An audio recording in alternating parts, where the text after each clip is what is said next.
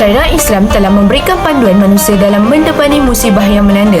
Semasa pandemik COVID-19 ini, terdapat banyak kaedah fikah yang boleh dipraktikkan bagi memberi jawapan terhadap berbagai isu dan persoalan yang berlaku. Salah satunya adalah dalam bidang perubatan, terutamanya dalam keadaan darurat. Maka, isu pengenai kes COVID-19 yang berlaku pada dunia hari ini merupakan satu keadaan darurat di mana masih tidak ada vaksin atau rawatan yang ditemui. Keadaan ini boleh mengancam nyawa pesakit. Maka, isu mengenai rawatan berunsurkan najis adalah dibenarkan dengan tujuan untuk menyelamatkan nyawa selari dengan tuntutan syariah berdasarkan kaedah-kaedah fiqh. Yang pertama, keadaan-keadaan darurat itu mengharuskan perkara-perkara yang terlarang. Kaedah ini menjelaskan keadaan darurat menjadi sebab diharuskan melakukan sesuatu yang dilarang untuk menyelamatkan nyawa sahaja. Sebagai contoh, ubat yang mengandungi najis diharuskan dalam perubatan dengan syarat berpandukan dengan doktor yang dipercayai dalam urusan agamanya dan juga pakar dalam bidang perubatan.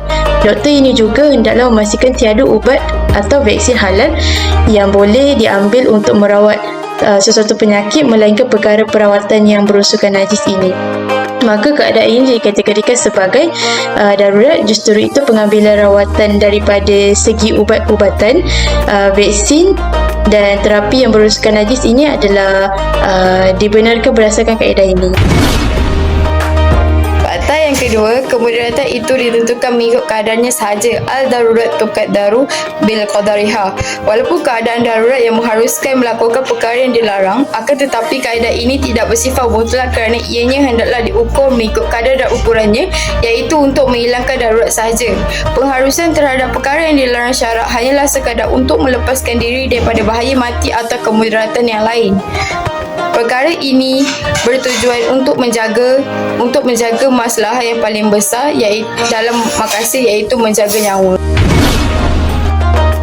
Yang ketiga adalah kemudaratan perlu dihilangkan dengan semampu yang mungkin. Kemudaratan wajib dihilangkan dengan sedaya upaya dengan usaha yang efektif dan serius.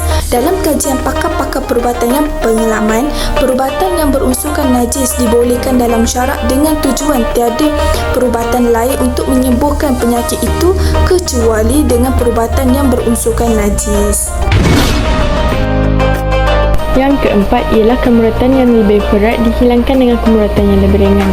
Contoh, rawatan yang berunsurkan najis adalah dilarang dalam syariat Islam kerana najis mempunyai keburukan dan kemudaratan kepada tubuh badan manusia.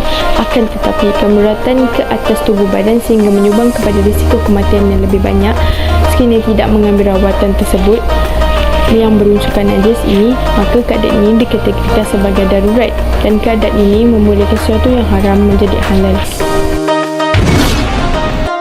Keadaan semasa dan cabaran masa kini, ekoran pandemik COVID-19 telah banyak mengubah pola hidup seharian manusia.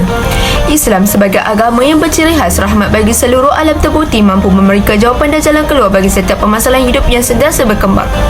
Berdasarkan sumber-sumber hukum syar'i ini pula dirumuskan dan disusun sebagai prinsip-prinsip fiqh, kawaid fiqhiyah oleh para ulama untuk memudahkan pengambilan hukum bagi isu-isu baharu. Dengan mengaplikasikan prinsip-prinsip fiqh ini, segala persoalan yang timbul ekoran kesan pandemik COVID-19 mendapat jawapannya.